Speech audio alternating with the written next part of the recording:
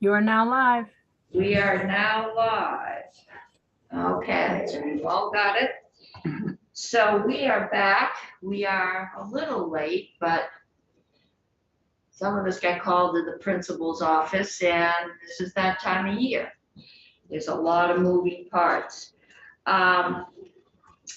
So we are going to take up H515, which is banking, insurance, and securities housekeeping bill.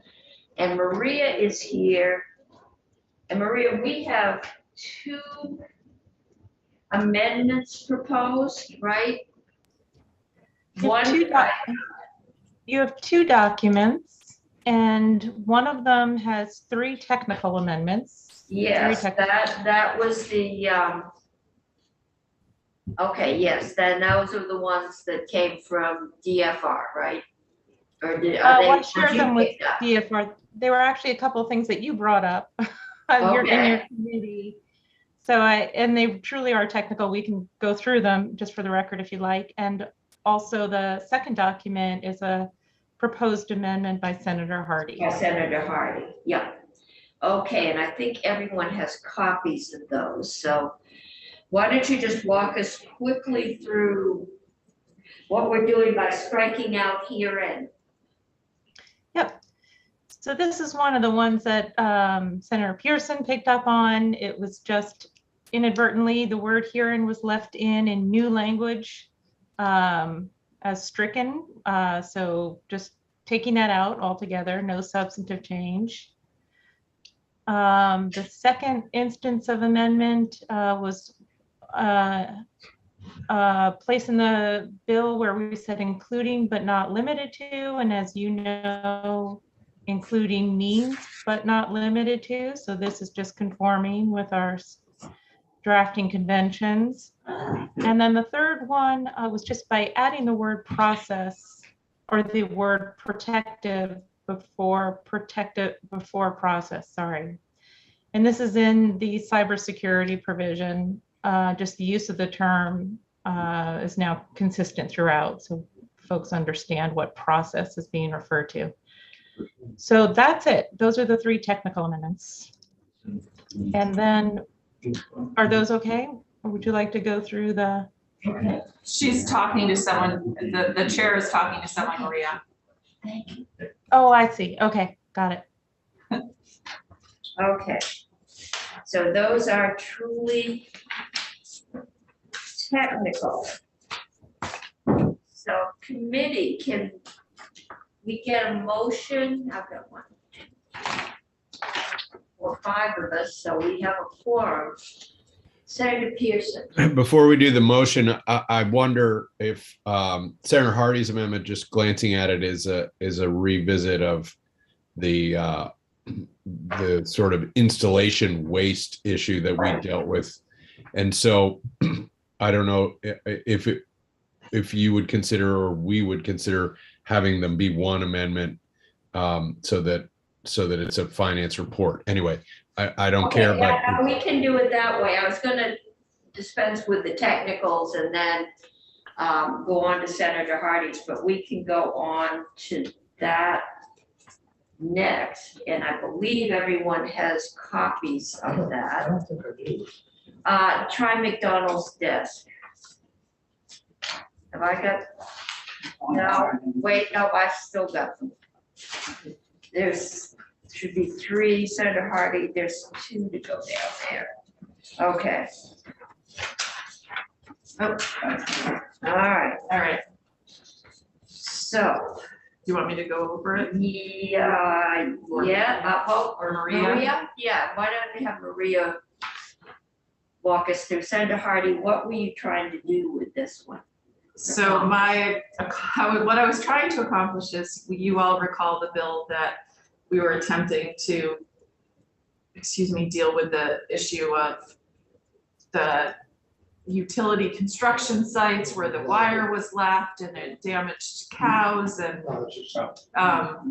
we got sort of into this wormhole of talking about insurance coverage and liability, and then I also had the concern about how do we make sure that work sites are actually cleaned up, sort of outside of the whole insurance conversation. So that bill, the judiciary passed that bill, it came to us. We did not pass it before crossover. And at that time, the chair said, well, we have an insurance bill that's coming to us from the House, so maybe we can find something to put on that insurance bill. So that I've been working with Maria. Maria reached out to both DFR and the PUC. DFR because of the connection to insurance, obviously, and the PUC because of the connection to utility and broadband. And they came up with, Maria proposed to them some language about issuing guidance. You remember at the very end, we had a thing about the PUC issuing some kind of order or something, and this is just guidance. And Maria can go through the language, but she worked with both the PUC and DFR to get this language, and they have both signed off on it. It sounds like you checked in with Christine Hultquist at the broadband board, and she thought it was fine as well. So that was the intent and why this language is here. So yeah, we think we found out that things that should have been in place were actually in place. It's just takes time when you get insurance companies, lawyers representing companies and lawyers representing insurance people, and it just takes time once it's gone to court. We couldn't find any law that wasn't there, so this is really more of a heads up reminder, this is what you're supposed to do, because you're supposed to do it now, so. Maria, why don't you walk us through it? Sure, I would be happy to do that. I think Senator Hardy gave a great summary of the proposal and kind of the background. So we'll start, subsection A is really kind of the statement of purpose. So we'll read through that first. It states that the availability of significant federal funds coupled with the state's commitment to achieving universal broadband connectivity has resulted in an unprecedented period of broadband construction in our state. It is the purpose of this section to provide educational risk management guidance to broadband service providers engaged in broadband construction projects to reduce the risk of harm or injury to Vermonters generally. It is not the intent of this section to establish new or expand existing rights, obligations, or remedies. Broadband service providers should consult with insurance professionals and legal counsel when developing specific contractual terms and conditions. So really just underscoring kind of the guidance, educational nature of the document. So then in subsection B, the Department of Financial Regulation in consultation with the PUC shall develop a guidance document that includes recommendations related to standard insurance requirements and measures that ensure adequate coverage is enforced for the duration of broadband construction projects. The guidance shall be posted on a website maintained by the PUC and shall be distributed by the Commission to every broadband service provider that registers with the state, as well as to the Vermont Community Broadband Board for distribution to recipients of state broadband construction grants. Then in subsection C, the Department of Financial Regulation may include in the guidance any recommendations for mitigating liability risk through safe cleanup practices on a broadband construction work site, and may include notification of the requirements pertaining to the proper disposal of solid waste as established in Title 24. So that's an existing law. And then finally, the guidance required by this section shall be published on or before September 15th. So really just awareness and disclosure of existing requirements and what standards for insurance might be useful for providers and their contractors. Okay. Committee questions? Yes. Is There this we the go. solution to dead cows? It's as close as we can come to a solution for dead cows. If someone who is supposed to be insured under this statute fails to be insured or goes bankrupt, who is responsible? Doesn't cover that part. It's really just about educating broadband providers of their responsibilities to, you know, have adequate insurance and cleaning up their work site. It's about education. It's not about, I think we heard that the next company up the chain of command is responsible for making sure that their subcontractors have adequate insurance, and if not, they're liable. But that involves lawyers and court, and it does not get money to the aggrieved party quickly, and that was the concern. And so I think everything I heard said this is standard for practice. This is, you know, well, I think there were some, I mean, I don't want to get back into the weeds, but I think there were some questions about were the people involved checking to make sure that Right. the insurance was fully covering the time period under which the work was taking place. And so I don't think there's anything we can do about that specific incident, but we can, and we got too much into the weeds of insurance coverage and blah, blah, blah. But I think that this was my attempt to at least say, look, clearly not everybody knows what they're supposed to be doing. There's a lot of money out there literally in the field. We want people to be aware of it and to be aware of their, you know, what they should be doing for insurance liability. And so this was the best that we could do. And everybody thought it was fine. I don't want to, Emily, I see Emily's on the screen. She worked with Maria to come up with this language. So. Emily, you want to chime in for the record? Just who you are, who you represent, and comments on this one. Sure. Emily Kosicki, I'm Director of Policy for the Department of Financial Regulation. You know, we are happy to help assist put together guidance on this issue, generally about, you know, what would be best practices for insurance requirements and how to ensure that policies are in place for the duration of a project, and for working with subcontractors and verifying that they have appropriate coverage in place too. You know, we shared that we're not the experts certainly on site cleanup, but we're happy to put in what information we can and to consult with the PUC and others who might be willing to talk to us as we put together the guidance. Okay.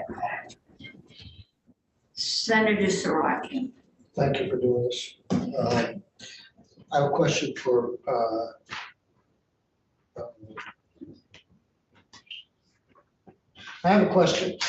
on line 11 and 12. I mean, I have to say that if that language wasn't in there, I would be concerned because I know how lawyers operate and they'll take any kind of suggestion as to what should be a standard as the grounds for litigation on either side of the issue. But that is a key statement. It's not the intent of the section to establish new or expanded existing rights, obligations, or remedies.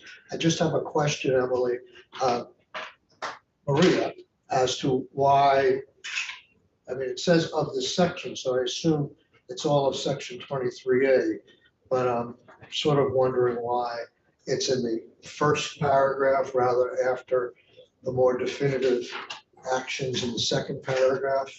Shouldn't it come there, or could we say it is not the intent, to be clear, of this section 23A I'm just afraid that it's not, it doesn't have the full effect by being placed up in the general statement up above.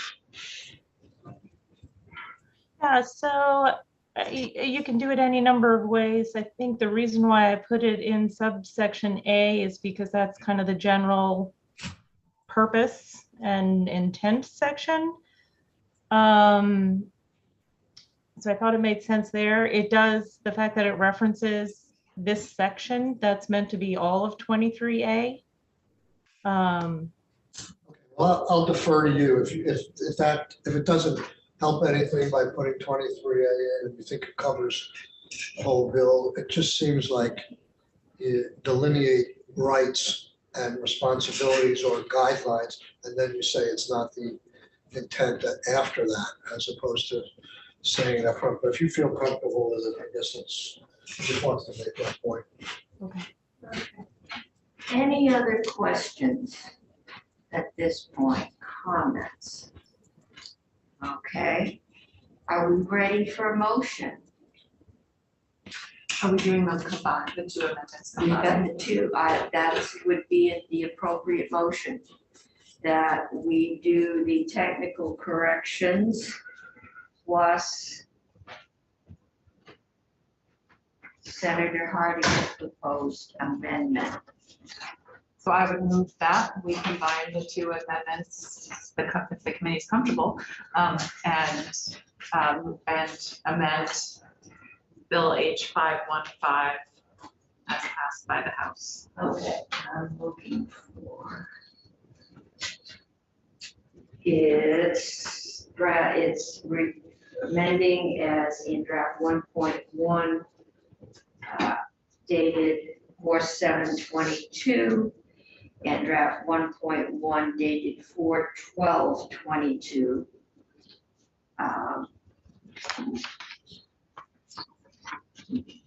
Get that. This is the 3 technical corrections plus the requirement that a guidance document be developed and distributed. And this is to 515, amending 515.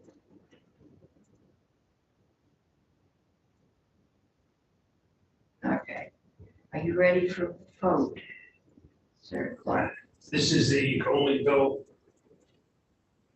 that we have Madam Chair that deals with broadband issues and the dead cows. Yes, it is. We have an S bill. But this is the banking and insurance. We were ready to vote it out a week ago. We've been waiting for the amendments. Thank you. Right? So I have an amendment. Further discussion? If not, all those in favor say aye. Aye. Opposed say no. I'm seeing that as 6. Or you counting here, 6, 601. And I'm going to report the bill, so I guess I get to report those 2. If you can find me. And we have another motion coming up. please. Yes, we do. We have a motion to approve as amended. Can we get that motion? So moved. Senator Hardy has moved. We approve H515 as amended. Further discussion? If not, all those in favor say aye. Aye. Say no.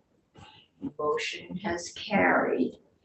And Maria, I'm going to assume that these are clean copies of the amendment, and if the clerk finds me the original, hopefully the Senate office will, no, it's 601, right? Yeah. I actually have a draft, Everyone. Okay. sorry. So I have a draft already that incorporates all 4 of the amendments together, so it's ready to go. Okay. And So when I you- will, And when those are put together, I will put that number in the record That would be great. Okay, all That right, would so be great. you sent, can you print to the committee printer?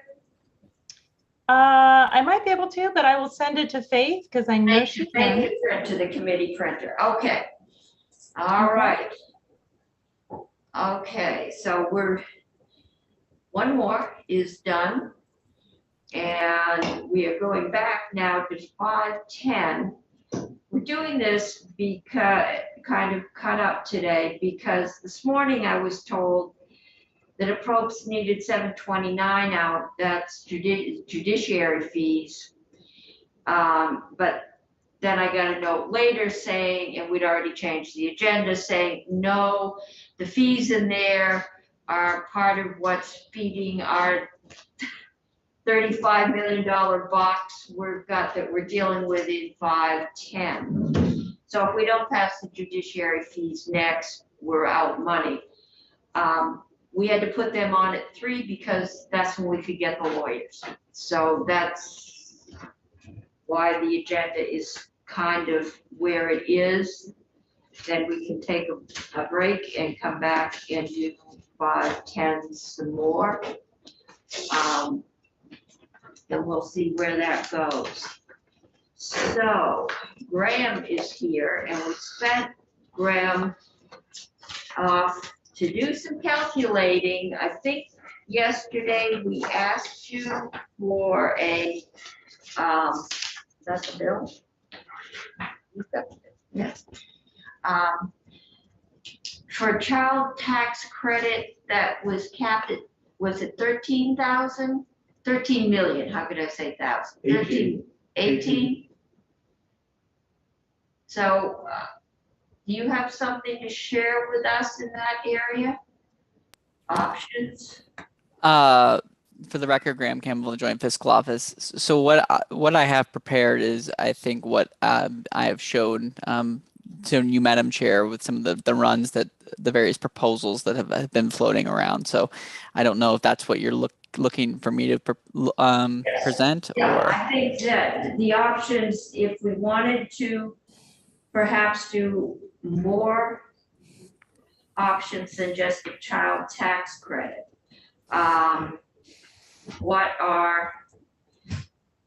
We had asked you what, we wanted, some options around cutting down the age, cutting back on the income level, and a bottom line of, we had worked at 35 and we wanted to come in with a lower bottom line than that, right? And I'm looking for my materials here. Here they are. Yeah, and we'll see what we have. so I can share my screen and we can walk through the proposals that I got a sense of from the committee yesterday. And I've crafted 2 proposals, and I'll put those up on the screen if I can ever find it.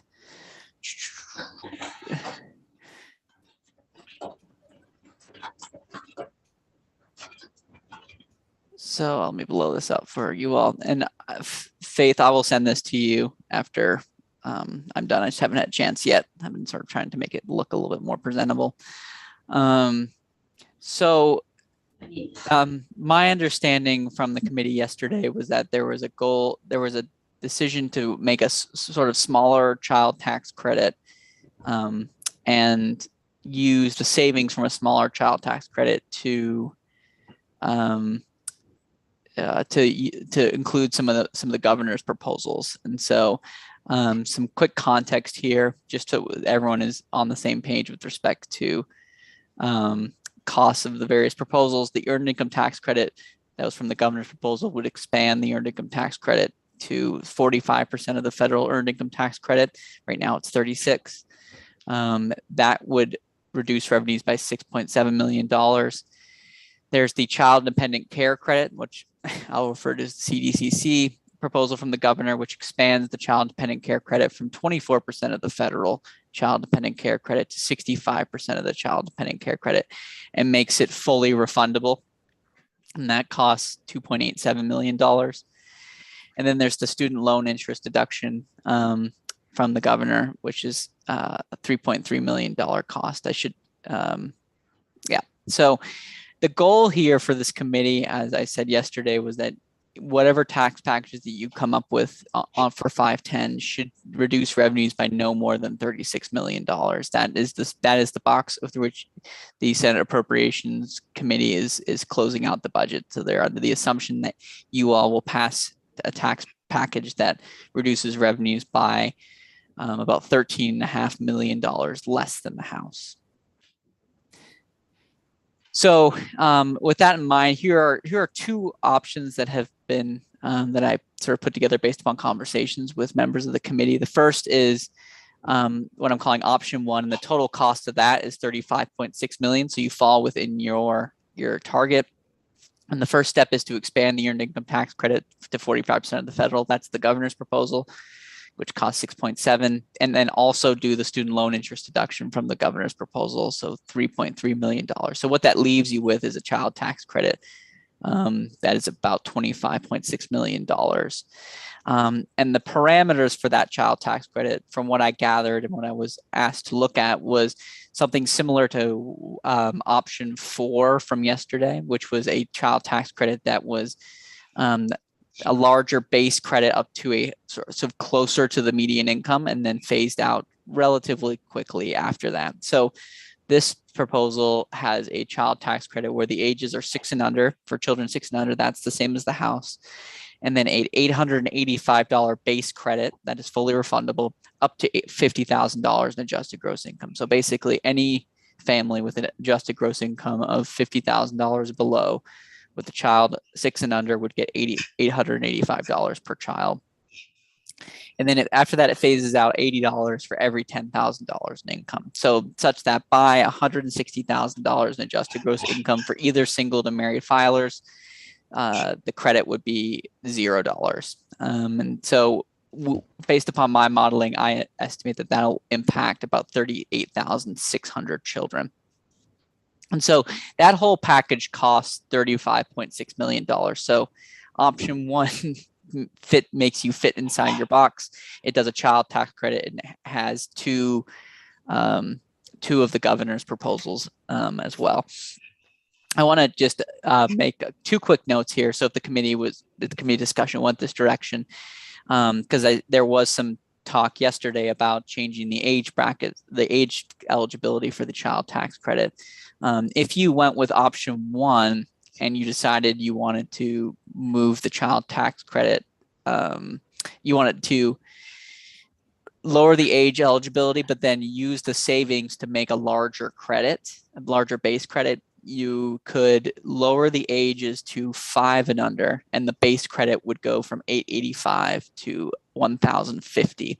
And if you wanted to have the credit be gone by $160,000, you'd have to increase the phase out, because a larger credit requires a steeper phase out to make it sort of hit the same period, the same 0 point. And you'd be helping 32,700 kids by my estimation.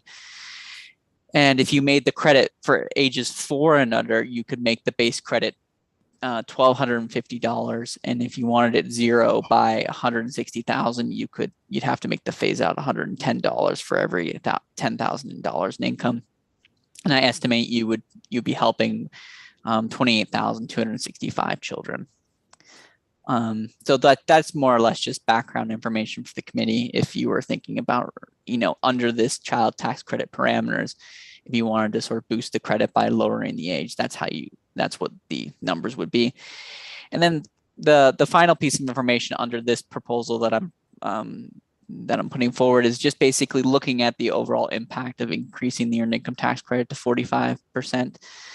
So the average tax credit, the average earned income tax credit recipient would receive an additional $173 in credit under this proposal. And that, varies, of course, by income group, but also by the number of children that those taxpayers have.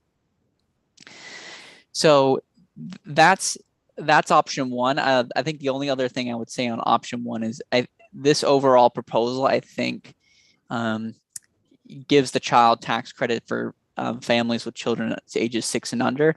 And the expansion of the earned income tax credit is similar to an earned income tax credit in that it's a refundable tax credit. It's money in Vermonters' pockets, but the benefit to the earned income tax credit is that it assists people without children and assists people with children ages above the age of 6 rather. And so for those people who were not benefiting from the child tax credit, who were lower income and lower middle income, they could benefit from the expansion of the earned income tax credit. But for those people who do have children and are receiving the earned income tax credit, this proposal would be sort of a double benefit of sorts. Okay. Questions, committee? Is there, Senator Sarek and then Senator. the 3.3 million on student loan interest deduction, that's exactly as the governor proposed it? Exactly as the governor proposed it. And what are the parameters of that? Can anybody qualify? Yeah, so right now the student loan interest deduction is a federal deduction that happens prior to adjusted gross income. So what that means is that Vermont already picks up a student loan interest deduction on its tax return. It flows through to Vermont already. And the student loan interest deduction is it's for student loans, obviously, and the interest on those student loans, but the maximum credit that the deduction is $2,500 in total student loan interest. And the income limits for that are about $70,000 to $85,000 for single filers. And I believe it's it's $140,000 to $170,000 for married filers. So by creating a student loan interest deduction for Vermont, what you're really doing is just getting rid of the cap from the federal one, and then you are expanding the income eligibility for everyone who has student loan interest. So you're providing a benefit on top of the federal student loan interest deduction. Can I deduct it twice? No, you can't deduct it twice. It would just essentially be the student loan interest that is not deductible under the federal. Under the federal, okay. I'm not sure I fully understand. So if you're taking it now on the federal level, do you automatically get a smaller deduction on the state level without this new law passing?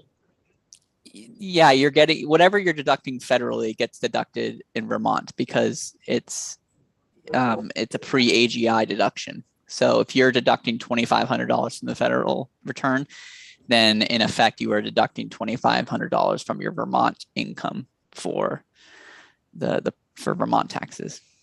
So to get any benefit from this, you have to have interest over $2,500 a year?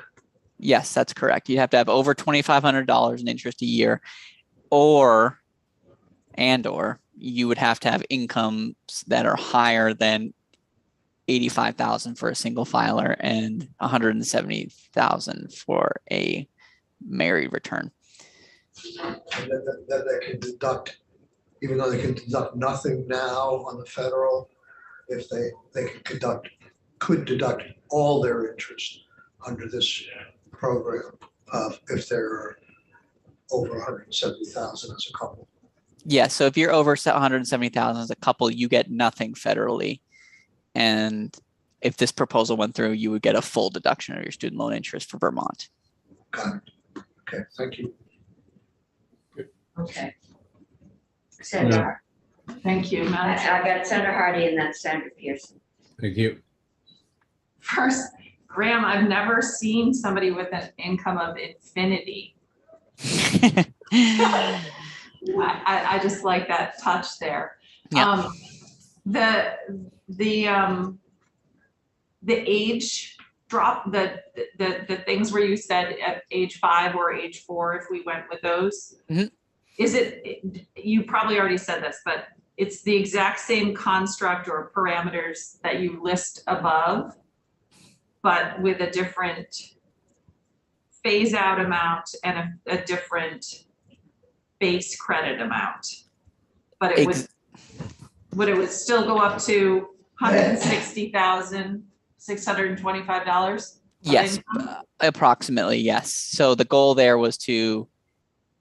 hit the same income level, like such that the credit is zero by $160,000. And so in order to make that happen, and you want a higher base credit, you have to change the phase out. So it's basically saying you'd have more or less the same zero credit point. But if you lowered the age, you could raise the base credit. Okay.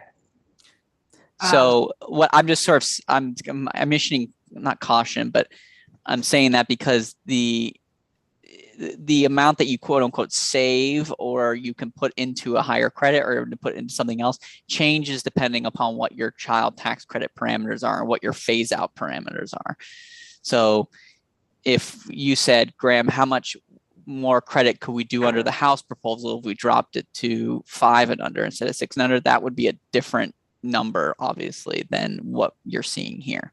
Right, because theirs is more of a cliff than a slope. Right? Exactly. Yep. Yeah.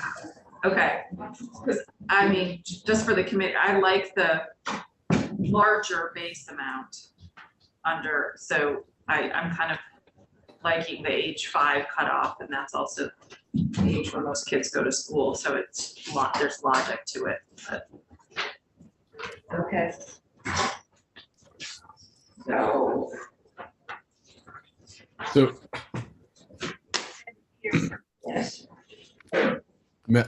thank you, Madam Chair. So, Graham, I want to go back to the student interest. So,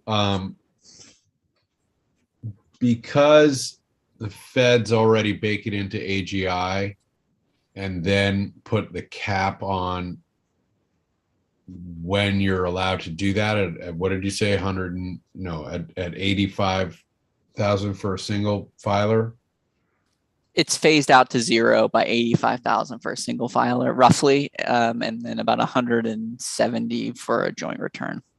So, because comes out of AGI, that's why because I'll just be clear, I thought this was an appealing idea because student loan debt is pretty significant, but I wouldn't have aimed that at only people that earn over $85,000. So it's because it's baked into AGI, so that therefore it's automatically passed through effectively to the federal benefit to Vermont taxpayer, any Vermont taxpayer. But then this proposal that comes from the governor is really only impacting a single filer earning over 85 grand. No, so it's two parts. So it impacts two groups of people, right? So the governor's proposal would benefit those people over $85,000 in AGI. So those people who don't get any credit, period.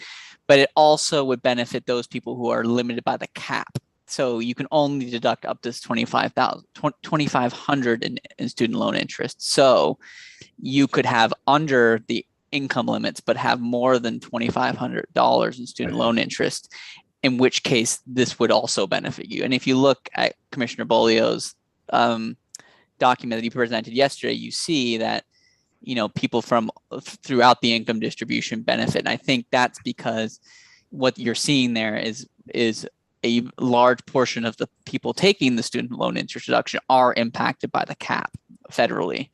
And so you are essentially releasing the cap, and that helps everyone.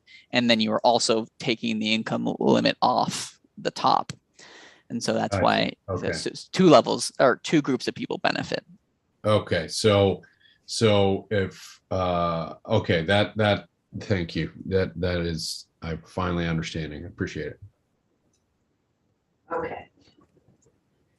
Graham, could we take off the cap and set another income level?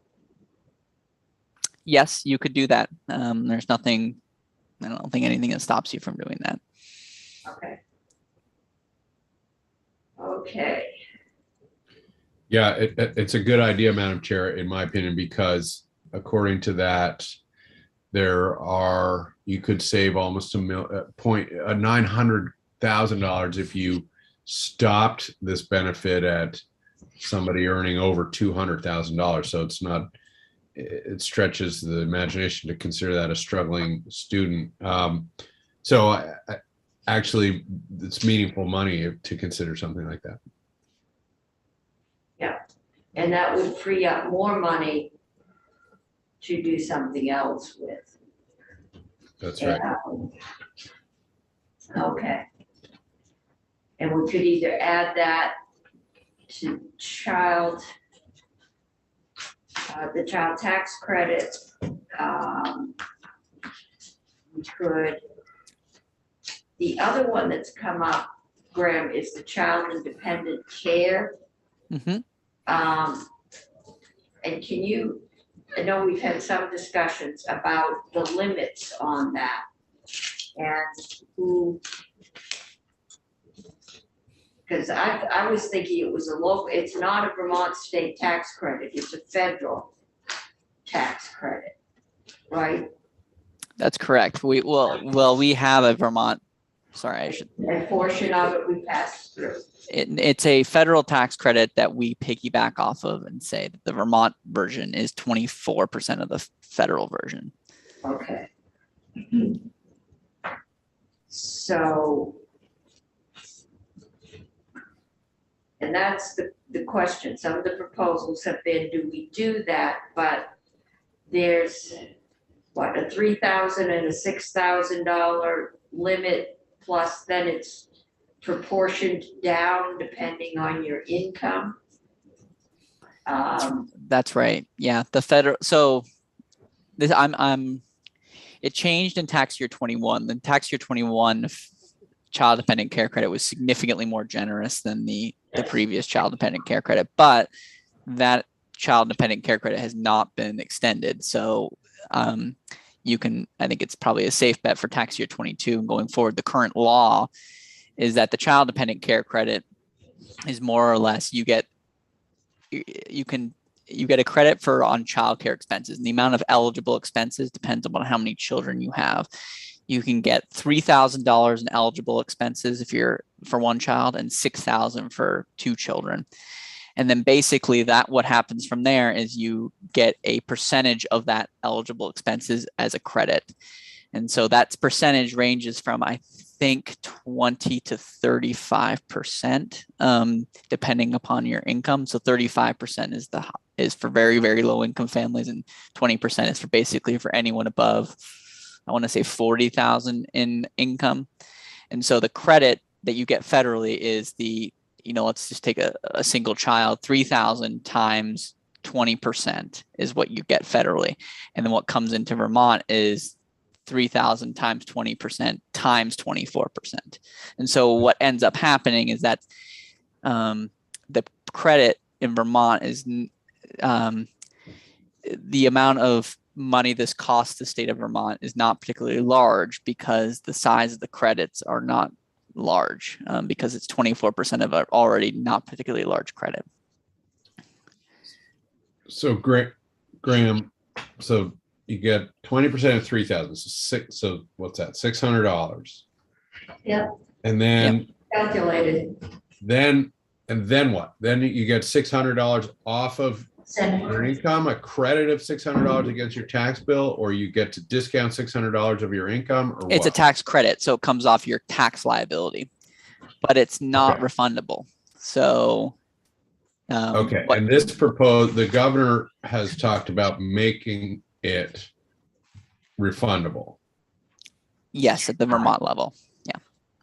And so in that case, it may or may not help you at the federal level, but the idea here is you would make it refundable, and you could play with how much of that $600 we would then allow you to make refundable.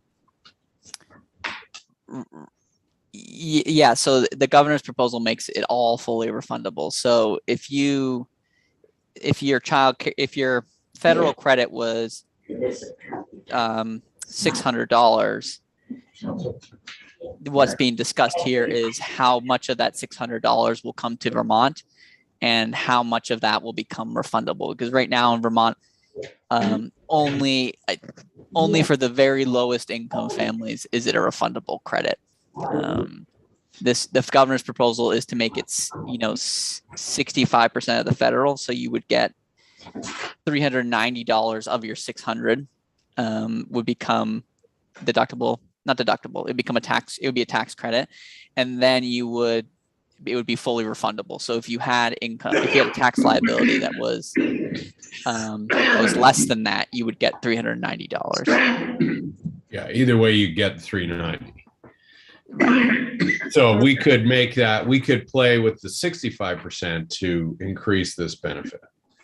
But no matter what you slice it, it's a small fraction of the costs that a family's paying, but the structure is at least considered to be refundable tax credit. So it's another way of putting cash in people's pockets.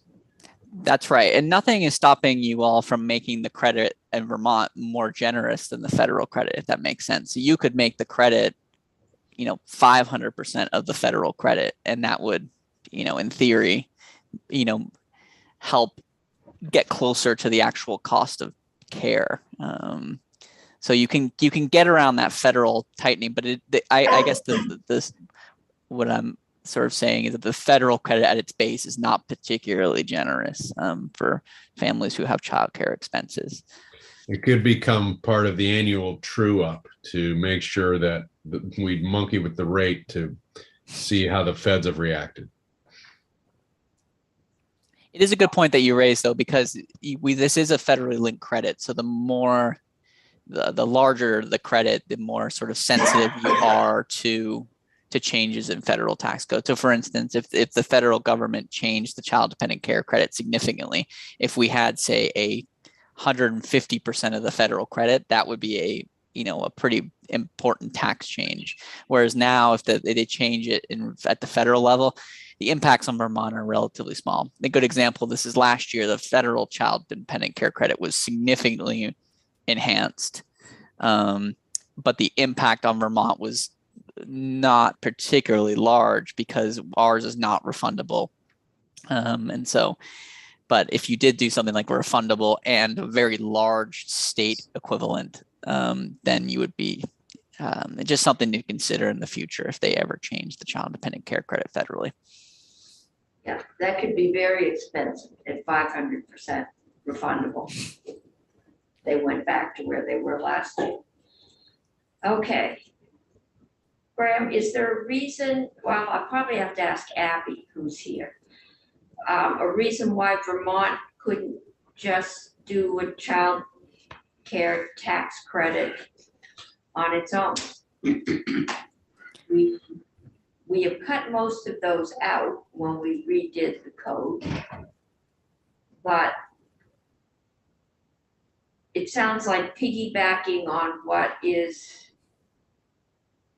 probably not an easy to understand federal credit that is probably going to benefit people who have enough money to hire an accountant to go through the federal tax code.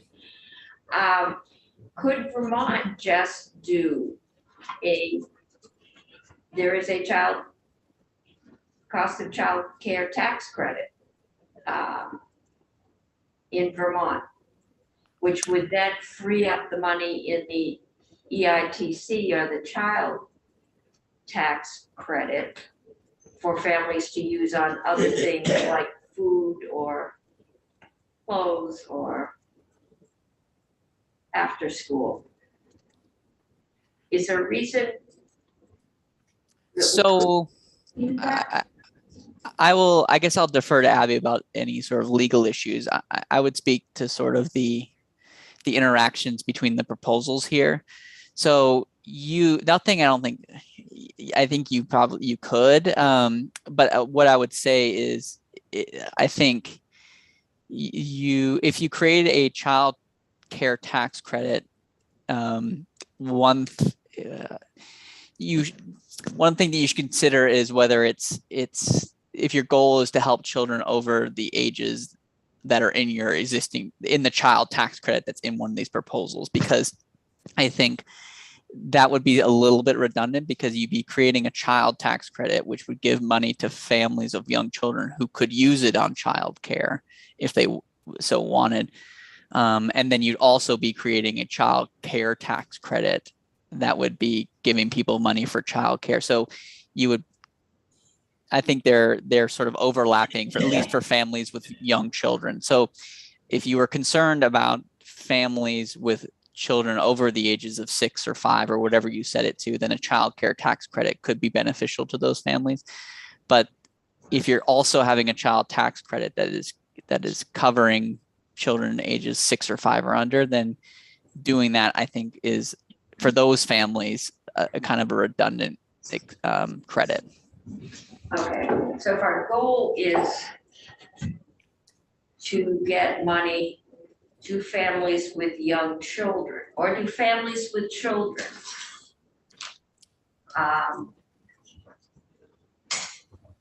then our best thing so far is to perhaps up the child tax credit for kids 5 and under, or 6 and under, whichever way we want to go, or 7 and under. And then do the EITC, which would help the same group of families that there would be double if they had young kids young kids. They'd get a double credit, but that's also the years when they're trying to pay childcare. And then the EITC increase would help when the kids were school age. And then we've got the interest deduction, which would help younger out of college couples that we are trying to attract here. Be they nurses, childcare workers, whatever, teachers, child psychiatrists. We've got a whole list of home care providers, people that we're trying to reach out to. Plus, in the budget, we are coming up with additional money for all those home and community-based services, which should impact the wages because that's been the chronic need of all of those essential services. So that would address upping the wages of some groups. What we haven't addressed, we know the wages for childcare workers are low, but if anybody's tried to go out and have a meal in a restaurant, they can't get help either.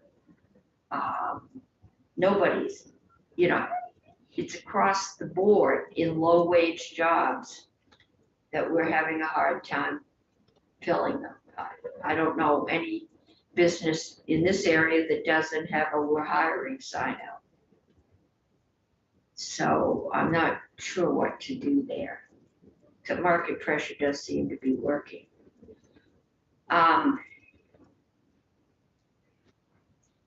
But we've got some options. And we've got 10 minutes. We will come back to this hopefully around 3:30, 4 o'clock, 3:45 if we go through the judiciary fees quickly. But any idea, anything else we would like, Graham, Abby, Sandra Pearson? Well, I did ask Graham to pull together a little package that's very similar to what you've presented here, but maybe we could ask Graham to help us think through that at some point. Okay, can you email that proposed package to Faith and she can send it to us, and then we can all look at it when we get that. Yeah, I'm happy to do that. Graham, I think, is planning to do that. Graham, the other question I have for you is this is really a small dollar amount, but the mobile home tax credit. This committee's passed it a few times. I believe Senator Probst took it out, and I just don't want us to inadvertently leave it off the table. Maybe we wouldn't choose to include it, but do you have any sense if that exists anywhere at this point in a bill that's alive? I am not aware of a bill where that is currently. It's sorry, I should say it's alive right now in H4 37. That's on the wall in the committee, but it is on a louder level on a bill that is moving, or it's currently not in a bill that's gone out of appropriations, for instance. It's kind of just sitting out there. And that was a 250,000 or something. How much was that? It's a $250,000 cost in 23, but just be mindful that those are 5-year credits. Yeah. Right. Okay. All right. Thanks. So I hope we can not overlook that since we have passed it a few times. Yeah, I don't know. I mean, I was looking at 437 as our vehicle to send a bunch of those things out. And I hope that we could, since some people supposedly like that, that might be something on there that might cause them to not veto some things they don't like. But I thought it had gone out. Senator Sirotkin, do you know if that made it into the budget? I don't. I know that it was taken out by appropriations. Yeah, but appropriations took everything out and stuck it on the wall for a final decision. Well, so- actually, they wound up only taking the tax credits out. Yeah, they Yeah. took out anything that affected revenue. So the question would be, is that, I am actually not 100% sure of whether or not it is in the House budget or not in their calculations. all right, but if it's in the Senate, actually, they sent us 435 last year. That's why I think that tax credit is in the House is factored into the House passed budget. So we They need to accounted know for if it. it's in ours. That I don't know whether Yeah, Stephanie. can you check on that with Stephanie? I will And absolutely. see if you can get it off the wall? If it's in that final proposal. Okay. Okay. Or ask them how much money we have to not give back to put it in. Okay. All right, so we're making progress. And why don't I don't know that we've got 5 minutes till our next witnesses arrive. Faith, I don't see them, so I'm not sure they're there. They haven't arrived yet. Okay, why don't we take a 5-minute break? Be back in 5 minutes. We will go through this judiciary procedures bill. Ending live stream.